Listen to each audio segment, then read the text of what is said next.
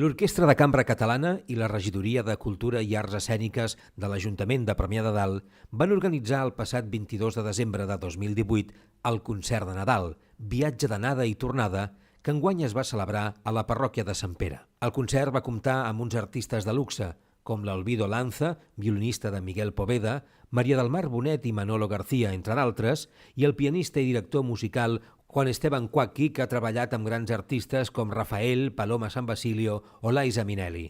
Com va dir el director de l'Orquestra de Cambra Catalana, el mestre Joan Pàmies, el concert va ser molt diferent del que acostuma a oferir l'Orquestra de Cambra Catalana i va ser tot un repte per tots els artistes. És un programa que ens ha fet molta il·lusió, és un programa que no és habitual dins de la programació de l'Orquestra de Cambra Catalana i que constitueix un repte pel que significa. Jo crec que passareu una estona molt agradable i que reconeixereu totes les cançons i sota una nova mirada. Aquest concert va ser l'últim de la temporada de tardor del Festival d'Arts Escèniques Escenars i va ser tot un èxit.